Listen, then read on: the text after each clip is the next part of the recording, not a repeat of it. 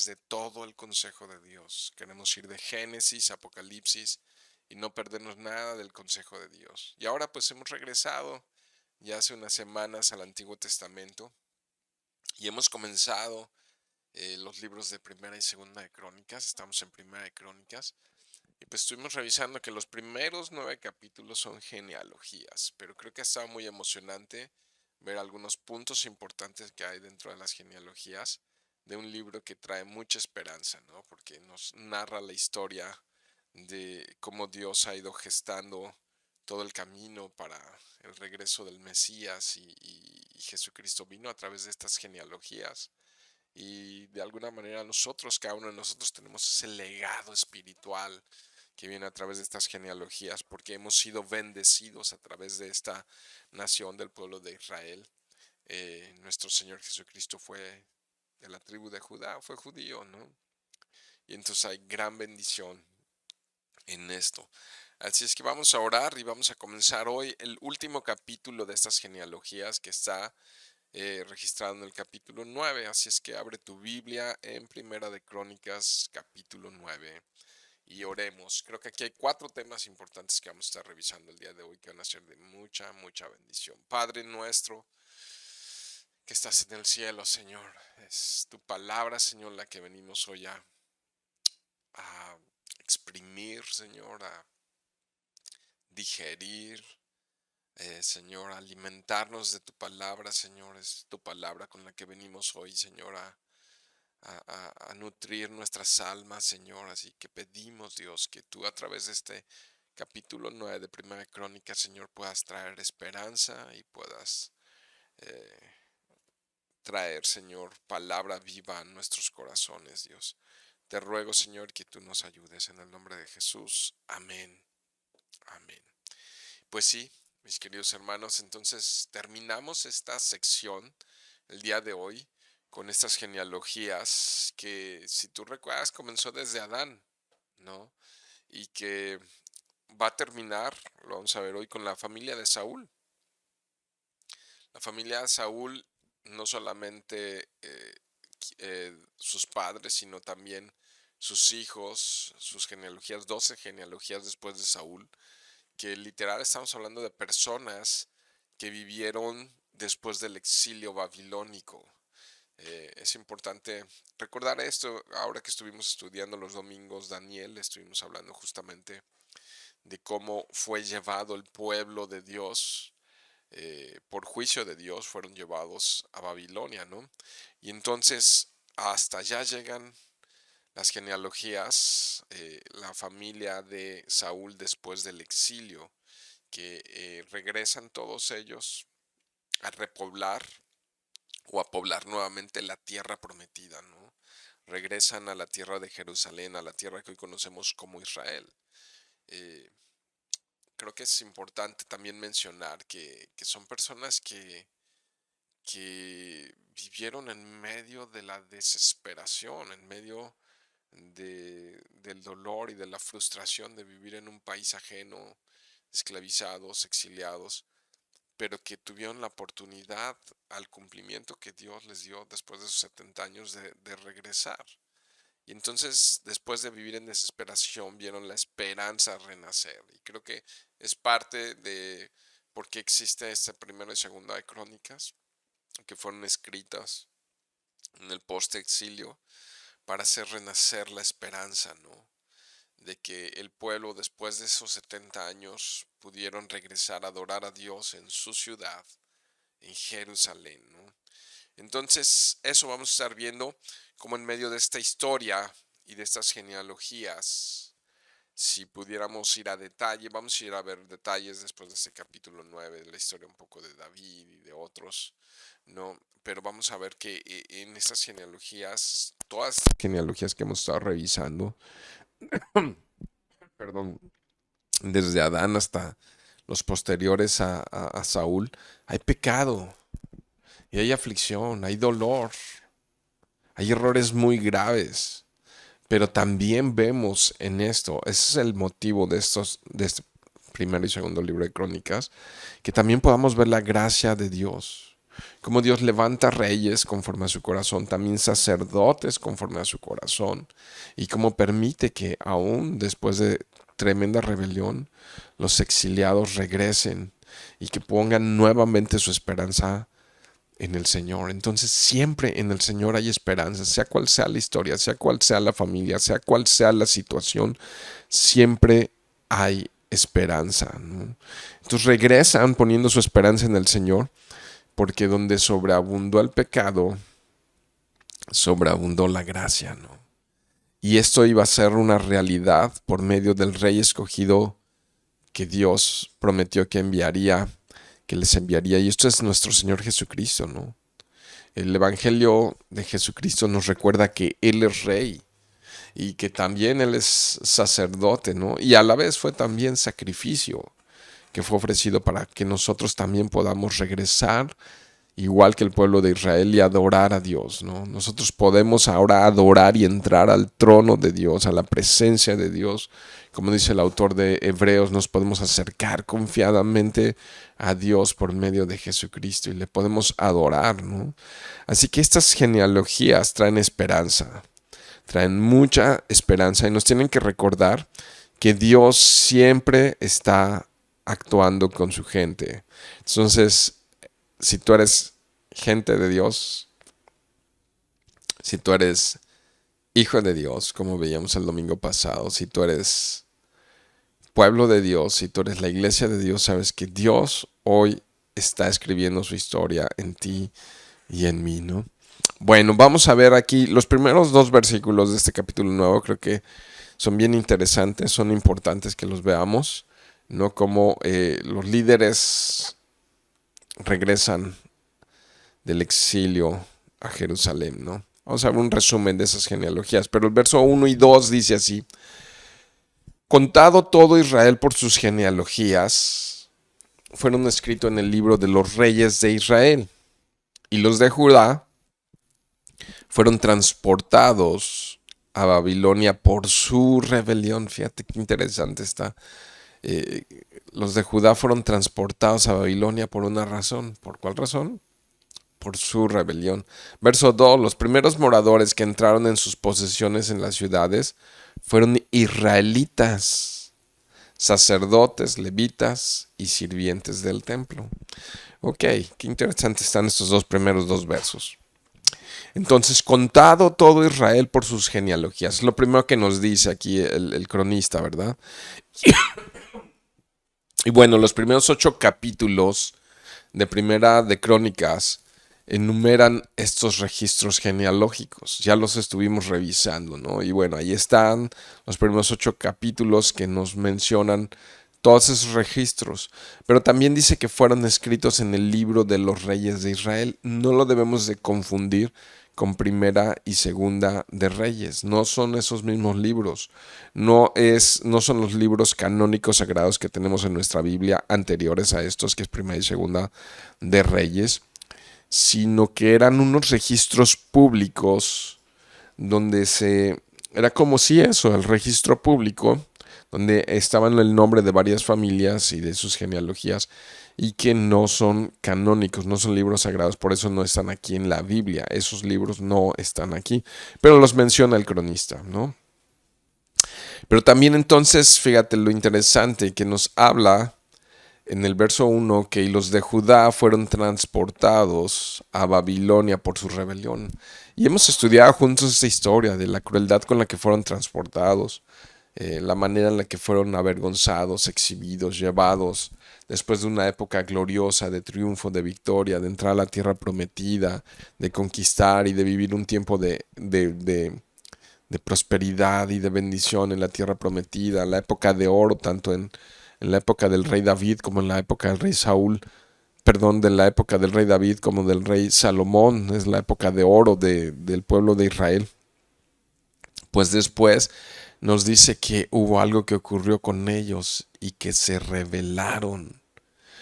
En una sola frase, en una sola expresión, el cronista nos recuerda que no fue el choque de los imperios dominantes y de los poderes dominantes en la época, todas las intrigas que pudo haber en la escena geopolítica, ¿no? Hoy en día podemos ver la lucha por la hegemonía en el mundo, ¿no? Eso no fue lo que condenó a Judá, fue su rebelión. Entonces nos recuerda que hay alguien gobernando soberanamente con todo poder y toda autoridad del planeta y el universo entero, y es Dios, ¿no? Ahora es interesante, quizá otras traducciones, yo ahorita leí, me parece Reina Valera, pero puedes leerlo también en la Nueva Biblia de las Américas o en otra versión, y habla de que no permanecieron fieles, y creo que es una traducción más apegada a la palabra, que fueron infieles. ¿Realmente fueron infieles a quién? A Dios. Se fueron tras de otros dioses e imitaron la conducta de los pueblos paganos, de los pueblos no creyentes. Se hicieron como aquellos que Dios les prohibió que imitaran su ejemplo. Y entonces ellos, siendo infieles, fueron llevados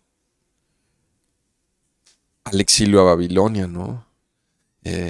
Dios los habría protegido eh, de todos esos imperios poderosos, de todos esos países que estaban alrededor queriendo su destrucción, si ellos hubieran mantenido fieles. Pero Dios los entregó en manos del enemigo a causa de su infidelidad. Literal, fueron infieles a Dios y esa fue su perdición.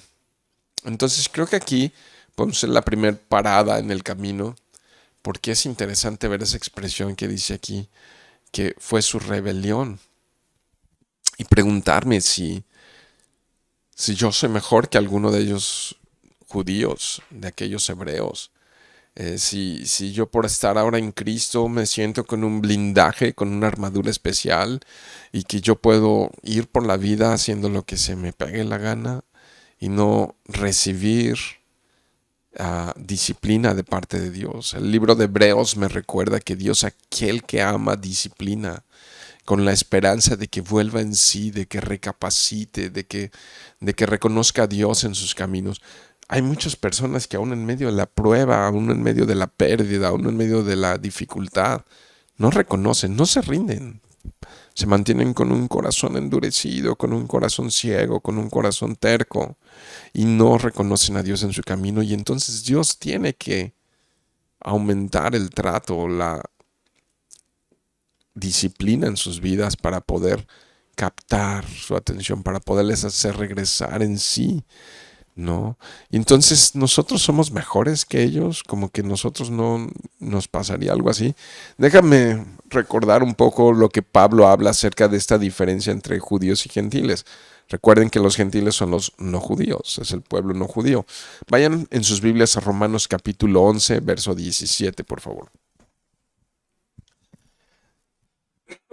Y si ya están allí, quiero leer algunos versos que nos van a traer a memoria la diferencia que hay. Aquí entonces Pablo está tratando la diferencia entre nosotros los gentiles y el pueblo de él, y dice, bueno, yo mismo soy judío y yo mismo quisiera ver al pueblo de Dios, a los israelitas rendidos a Dios, pero no, Dios ha tenido que ponerlos en una pausa horrible para tratar con ellos. Y sabe, ha levantado un pueblo gentil a nosotros los no judíos para provocarlos a ellos a celos, pero no debemos de olvidar que ellos son la rama original. Mira lo que dice el verso 17. Pues si algunas de las ramas fueron desgajadas, y tú siendo olivo silvestre, nosotros los gentiles, has sido injertado en lugar de ellas y has sido hecho participante de la raíz y de la rica savia del olivo. Fíjate, el verso 18, no te jactes contra las ramas. Y si te jactas, sabe que no sustentas tú a la raíz, sino la raíz a ti. Nuestra herencia espiritual proviene de los judíos, hermanos, ¿no? Entonces nosotros no sustentamos a los judíos. Realmente toda esta herencia riquísima la tenemos de parte del pueblo hebreo. Dios escogió un pueblo para bendecir a todas las naciones. Verso 19, pues las ramas, dirás, fueron desgajadas para que yo fuera injertado. Bien, Por su incredulidad, fíjate, esto es su infidelidad y su rebelión, fueron desgajadas, pero tú por la fe estás en pie. Me encanta eso, ¿no? Por la fe estamos en pie. Entonces nos vuelve a decir, no te ensoberbezcas, sino teme. Es esto, mis queridos hermanos. Fíjate, el 18 dijo, no te jactes contra las ramas. El verso 20 habla de tener un corazón correcto. No te ensoberbezcas, sino teme. Debemos de temer a Dios. Mira el que crea estar firme que no caiga, ¿no? Historias van, historias vienen. Ministros de culto. En la comida hablábamos sobre la caída de hombres de fe que en algún momento se descuidaron sus vidas y cayeron estrepitosamente. Ya me trabé a causa de un descuido en su relación personal e íntima con Dios. Y dice el verso 21, porque si Dios no perdonó a las ramas naturales, a ti tampoco te perdonará. O sea, si Dios mandó al exilio a su pueblo escogido, ¿acaso con nosotros no traerá también disciplina? ¿No? Eso es básicamente lo que está diciendo el verso 21. 22, mira pues, observa esto, cristiano, la bondad y la severidad de Dios. La severidad ciertamente para con los que cayeron, ¿no? Está hablando de Israel, que se rebelaron, pero la bondad para contigo si permaneces en esa bondad, pues de otra manera tú también serás cortado, ¿no? Wow, wow. Realmente hay muchas cosas muy importantes, muy rescatables, muy memorables en el pueblo israelita. Y sin embargo vemos la condición en la que se han encontrado apartados de Dios. Y entonces bondad y severidad de Dios. Y esto es una advertencia para nosotros. Si ellos siendo las ramas naturales, el olivo original, han pasado por todo este proceso, ¿qué más podría pasar si nosotros por fe, gracia y misericordia hoy nos rebeláramos en contra de Dios y le diéramos la espalda? Nos ensoberbeciéramos y dijéramos, no. Entonces, si permaneces en esa bondad, de otra manera tú también serás cortado. Verso 23 y 24. Y aún ellos, si no permanecieren en incredulidad, fíjate. O sea, ¿cuál es el requisito para que el pueblo de Israel se salve? La fe. Que sea parte de la incredulidad y confía en Jesús. Serán injertados, pues poderoso es Dios para volverlos a injertar. Y nosotros aquí en Calvary creemos que sí, el pueblo de Dios va a ser reinjertado, ¿no? Y vemos una historia en Apocalipsis con 144,000 literal, 12,000 de cada tribu que serán reinjertados, ¿no? Dice el verso 24, sigo en Romanos 11. Porque si tú fuiste cortado del que por naturaleza es olivo silvestre, y contra naturaleza fuiste injertado en el buen olivo, o sea, ¿no? Nosotros siendo silvestres fuimos injertados. ¿Cuánto más estos que son las ramas naturales serán injertados en su propio olivo, ¿no? Obviamente, pues van a pegar más, ¿no? De alguna manera por ser el olivo natural de Dios. Entonces, ¿qué podemos aprender de esto? Que Dios es Dios de judíos y de gentiles, de todos los que por la fe en Cristo podemos estar de pie, ¿no? Pero aquí la advertencia y el aprendizaje primero es, debo cuidar todo tipo de rebelión que pueda germinar en mi corazón. Una pequeña raíz puede crecer en mi corazón de rebelión. Y no sé en dónde pueda parar y dónde pueda terminar. Para esto se escribieron estas cosas, para que podamos ver y temer. Déjenme decirles algo muy importante y subrayarlo, y espero que muchos lo escucharan. La rebelión nunca termina bien. Nunca termina bien, ¿no? Si hay algo en mi corazón contaminado, si hay algo en mi corazón que Dios me ha pedido que saque de mi vida, que erradique de mi vida, lo debo hacer sin postergarlo, ¿no? Lo debo hacer sin consentirlo. Luzbel fue echado del cielo. ¿Por qué? Por rebelión. Imagínate todo lo que significa esto. Adán fue echado del Edén. porque le fue infiel a Dios.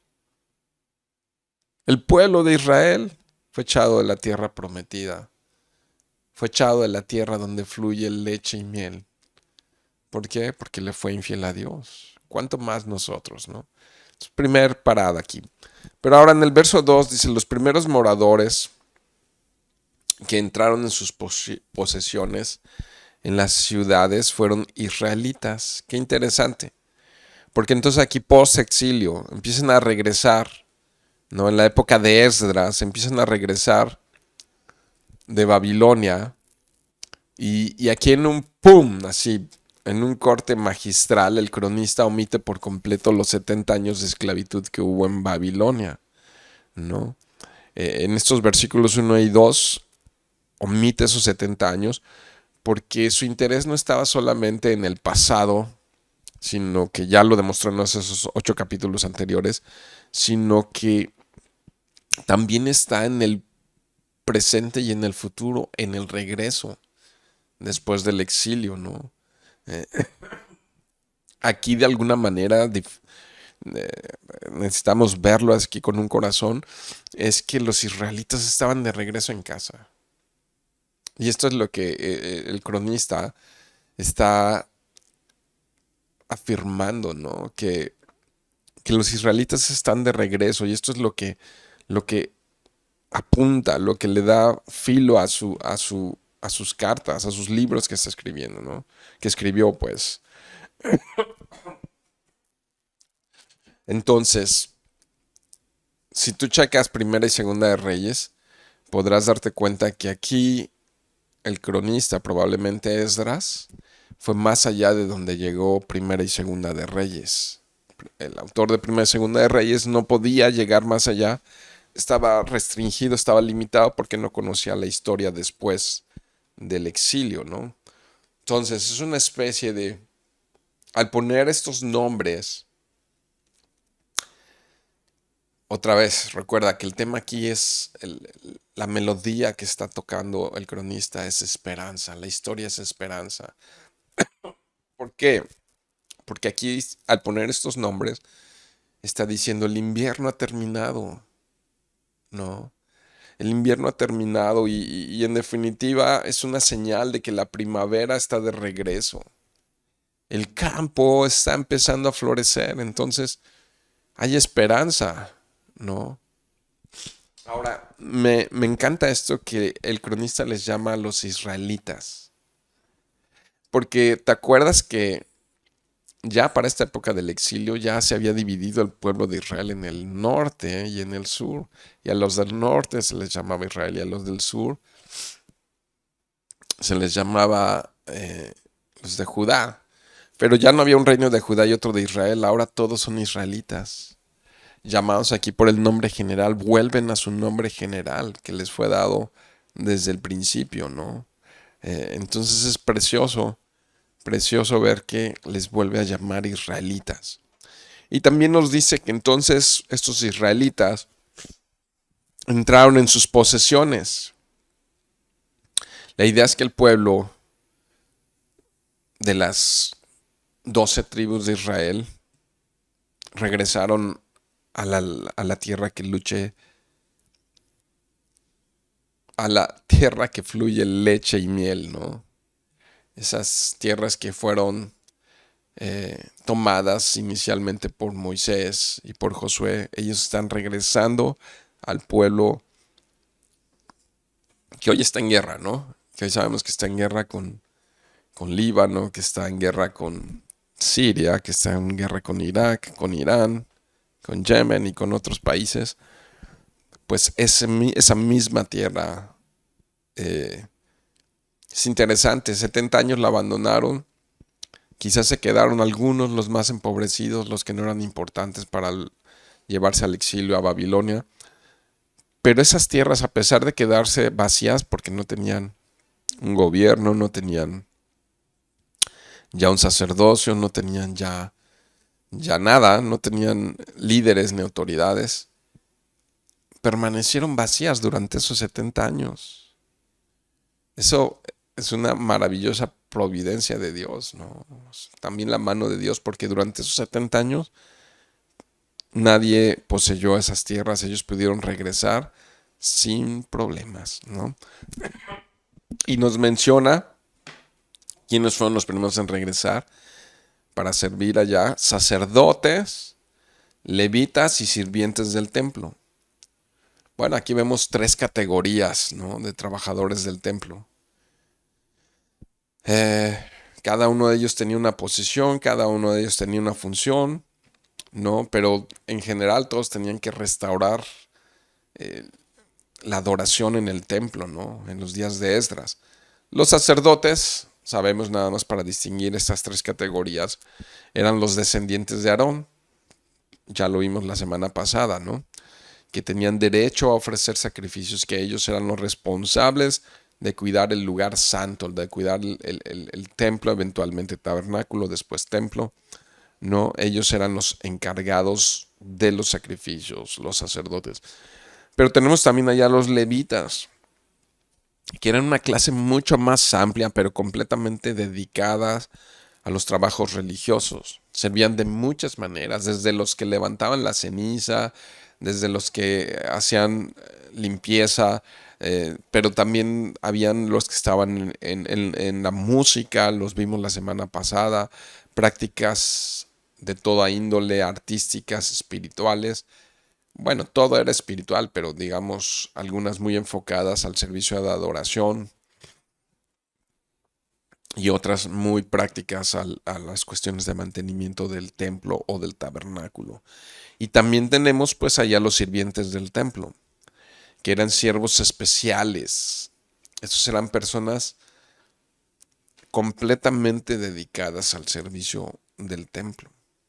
Entonces, vemos estas categorías de trabajadores en el templo que habían sido puestas desde los tiempos de David, lo vamos a ver más adelante, pero es interesante, desde los tiempos, en el tiempo de David no hubo templo, era tabernáculo, pero desde el tabernáculo estaban bien organizados. Cada quien sabía cuál era su función y cada uno de ellos la cumplía cabalmente.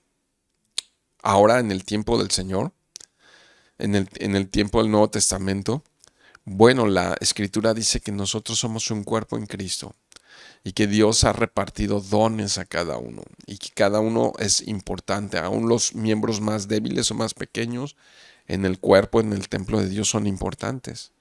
Todos somos importantes y todos tenemos en la familia de Dios, tenemos un ministerio, un trabajo que ejercer, un servicio que dar. Todos, si somos parte de la familia de Dios. Si te estás perdiendo de esto, ten cuidado. Bajo el Nuevo Testamento, el trabajo continúa. Y déjenme nada más recordar Hechos capítulo 6, versos 3. Yo ruego a Dios que nos llene de este tipo de servidores. Pues allí había problemas porque los que estaban encargados de la enseñanza, de la palabra y de la oración, se estaban dedicando a todo y estaban descuidando ciertas áreas importantes. Entonces dicen en el verso 3: busquen pues, hermanos, de entre ustedes a 7 varones de buen testimonio, llenos del Espíritu Santo y de sabiduría, a quienes les encarguemos este trabajo, que era un trabajo secundario, el repartir los bienes en las mesas. Y nosotros persistiremos en la oración y en el ministerio de la palabra. Y dice entonces el verso 5 que agradó la propuesta a toda la multitud y eligieron a Esteban, varón lleno de fe y del Espíritu Santo. ¡Wow! ¿No? Necesitamos muchos Estebanes.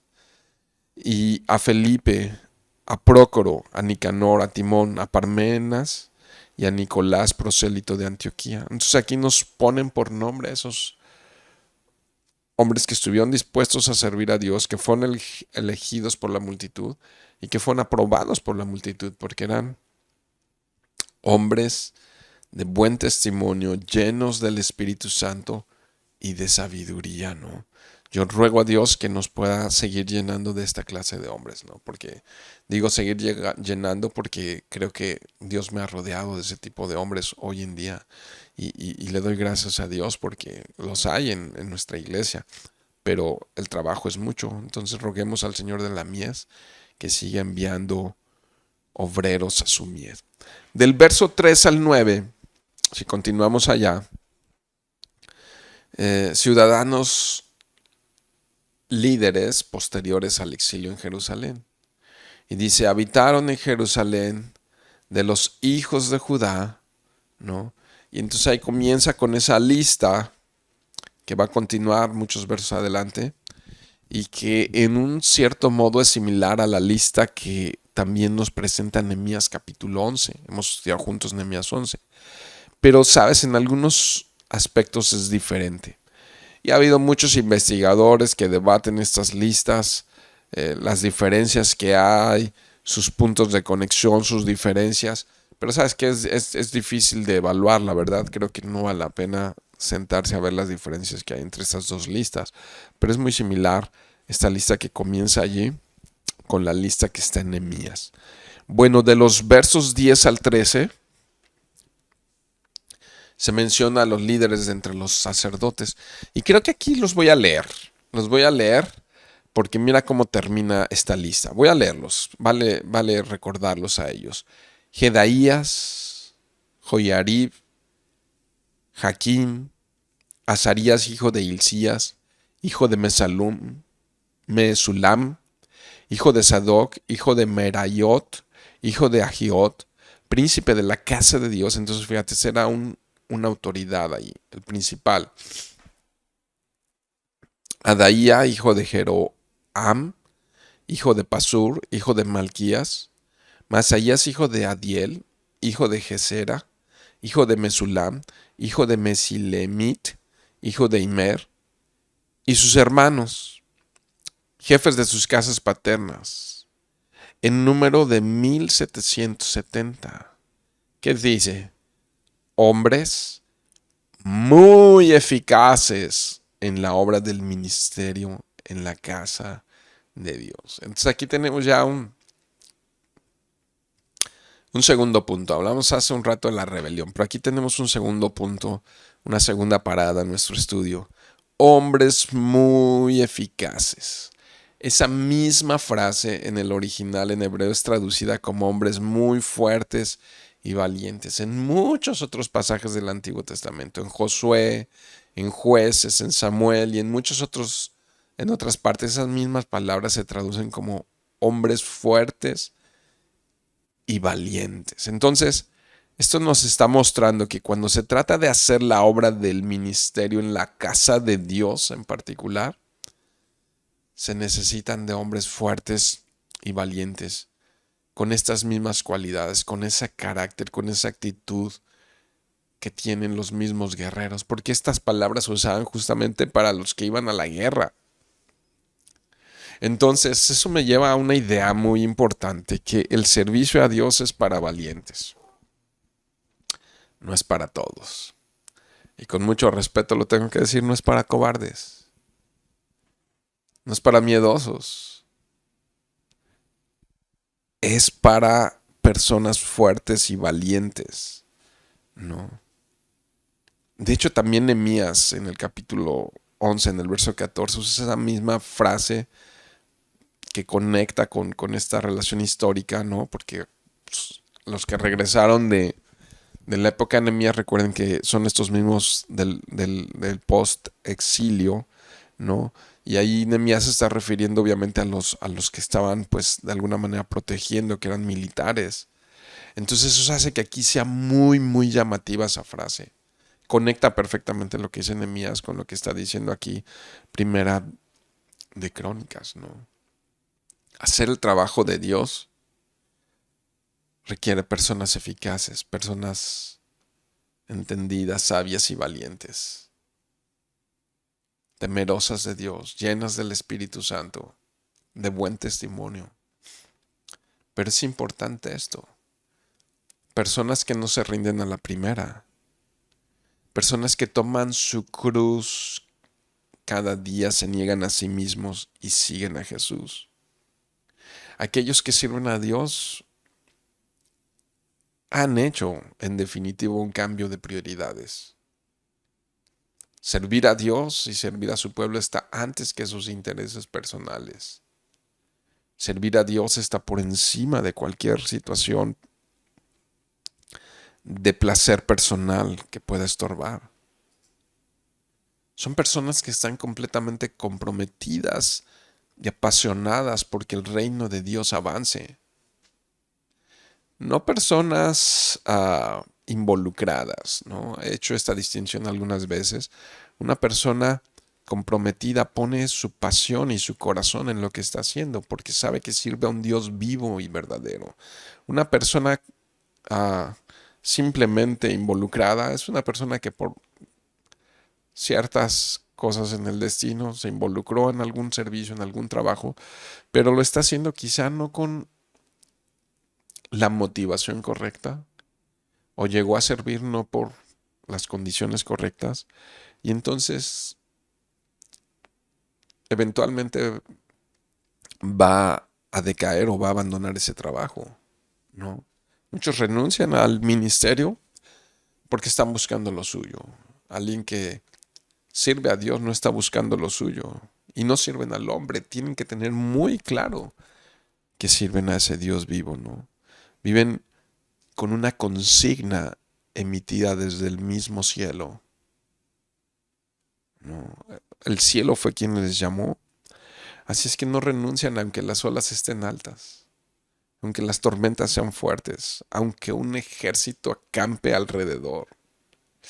Y aquí valdría la pena revisar por un momento, no sé cómo vamos de tiempo, pero perdón, me gustaría revisar el Salmo 27 junto con ustedes porque habla de estos hombres valientes.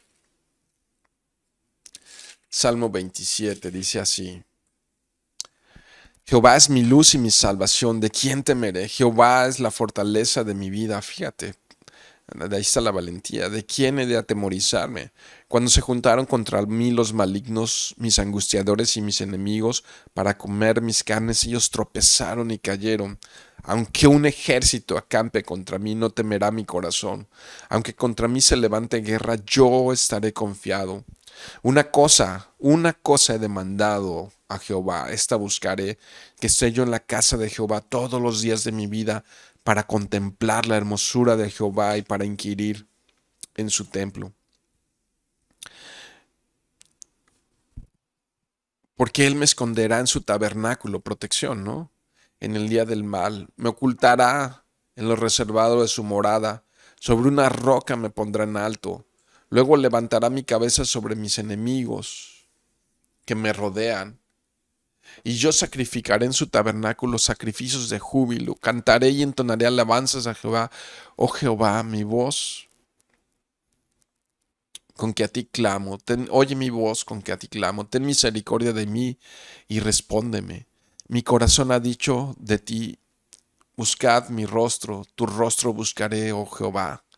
No escondas tu rostro de mí, no apartes con ira a tu siervo. Mi ayuda ha sido, no me dejes ni me desampares, Dios de mi salvación, ¿no? Aunque mi padre y mi madre me dejaran, con todo Jehová me recogerá. Enséñame, oh Jehová, tu camino y guíame por senda de rectitud, dirección, ¿no? A causa de mis enemigos. No me entregues a la voluntad de mis enemigos, porque se han levantado contra mí testigos falsos y los que respiran crueldad. Hubiera yo desmayado si no creyese que venderé la bondad de Jehová en la tierra de los vivientes. Aguarda a Jehová, esfuérzate y aliéntese tu corazón. Sí, espera en Jehová. Esta era la clase de personas que servían en el post-exilio, ¿no? Hombres muy eficaces en la obra del ministerio en la casa de Dios, ¿no? Qué tremendo está esto. Ahora, rápidamente, del verso 14 al 16, líderes entre los levitas. Ya mencioné quiénes eran los levitas. Del 17 al 34 eran levitas, porteros y trabajadores del templo. Los porteros, esto es bien interesante porque describe que están regresando, que están restituyendo la organización que había antes de que se los llevaran a Babilonia, ¿no? Que la misma organización que había en el primer templo. Y entonces nos describe aquí que realmente estaban deseosos de organizar las cosas como las había organizado también el rey David. Nos habla de orden, ya están los porteros ahí, ¿no? Una organización bien definida, una división de trabajo bien establecida, cada quien sabía cuál era su función. Y yo pondría en este pensamiento, eran los porteros, eran los que abrían la puerta, eran los que protegían el lugar. Los porteros no solamente protegían, sino, deja de decirte algo interesante, eran los primeros en la mañana que abrían y los primeros y los últimos en la noche que cerraban, ¿no? Ellos evitaban que entrara alguien inmundo al templo. Entonces protegían de estas cosas. Pero pues me habla entonces también de que dentro de todos estos servidores, eh, no solamente estaban ellos los que llegaban primero y abrían, después era importantísimo los que limpiaban, había todo un ritual de purificación, pero tenían que limpiar el lugar, ¿no? Entonces, si tú sabes que a ti te toca de portero, sabes a qué hora llegar y cuál es tu función. Si te toca el lavacro y limpiar las áreas donde hay sacrificio, bueno, pues los que se encargaban de sacar cenizas y de limpiar sabían perfectamente cuál era su función. No había que correr de un lado a otro, no había desorden, sabían muy bien cuál era la función y no pisaban el uno la función del otro. Eso es muy importante en una buena organización, que respetes el ministerio de otros, ¿no? Y que te enfoques en tu carril, te enfoques en lo que tú estás haciendo. Por supuesto, no quiere decir que no colabores. Si tienes tiempo, pon corazón y pon actitud para ayudar en el servicio al otro, a aligerar su carga, pero ser cuidadosos de no pisar el ministerio de otro, ¿no? Eso sucede cuando hay organización, ¿no? Basta con saber qué tarea ha sido asignado y que lo hagas fielmente, ¿no?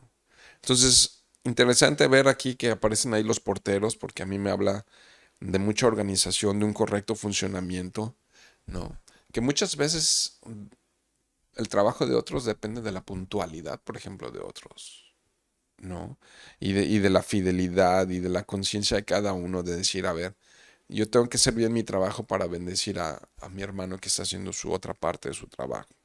Bueno, ya para el verso 20, aunque ahí se describe entre el verso 17 y 34 todos estos servicios, el verso 20 es interesante porque aparece Fines, hijo de Eleazar. Dice, fue antes capitán sobre ellos, pero da un dato, y Jehová estaba con él. Aquí el cronista realmente está mencionando o está recordando la obra fiel de Fines en los días de Moisés, mucho más atrás. ¿Pero para qué? Para decirnos algo que Fines, hijo de Eleazar, Dios lo bendijo, Dios estuvo con él. Fue fiel a Dios y Dios fue fiel a él.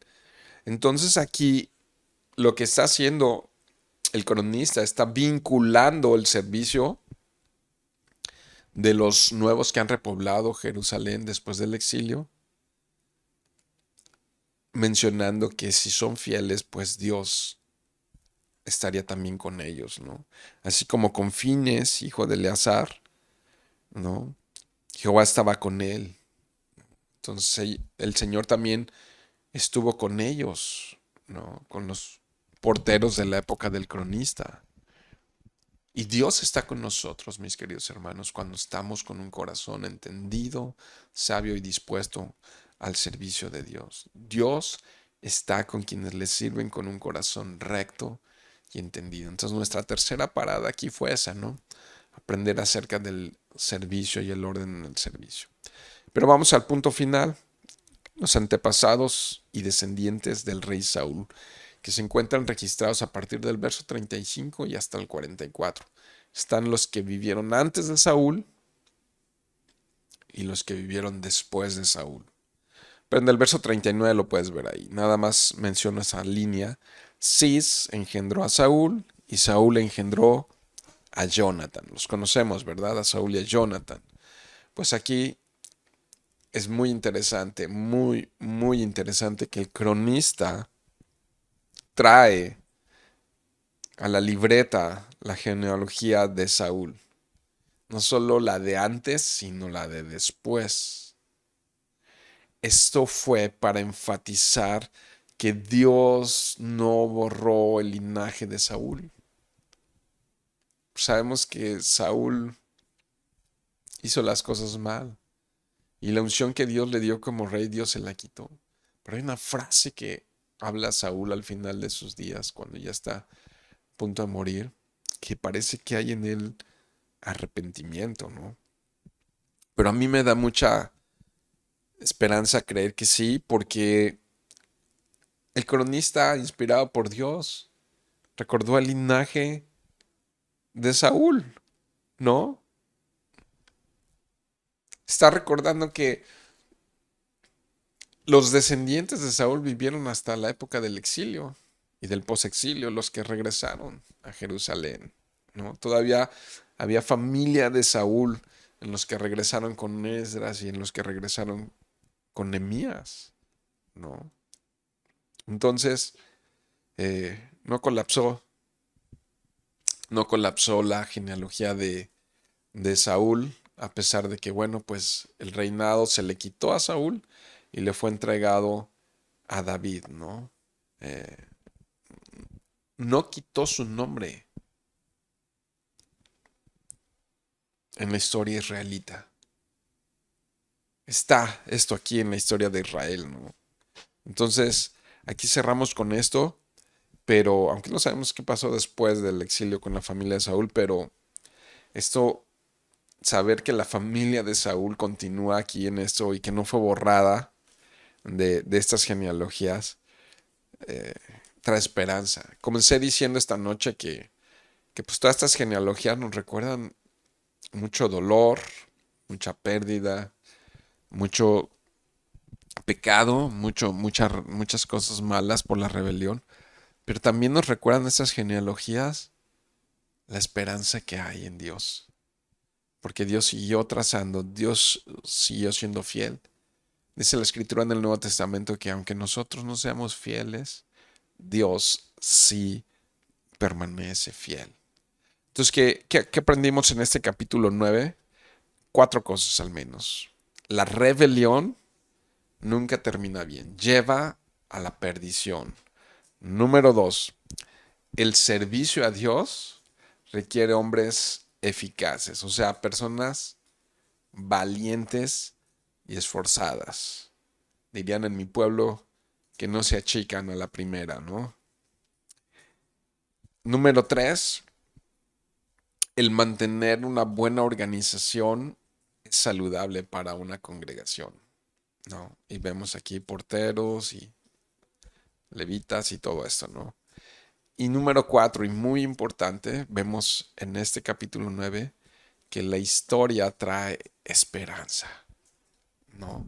Esperanza de que Dios sigue ejecutando sus planes perfectos y preciosos en nuestra vida. Y eso a mí me anima a que Dios siga escribiendo en nosotros Hechos capítulo 29. Oramos.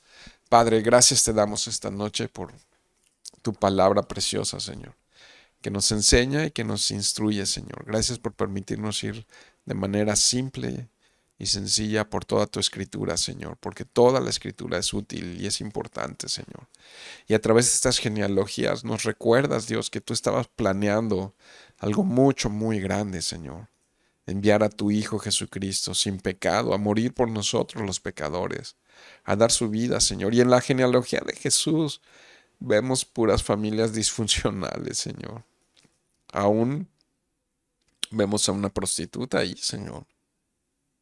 Y cómo tú, Señor, redimes en gracia, y cómo tú salvas por misericordia, Señor, y cómo tú eres fiel, bueno y verdadero, Señor.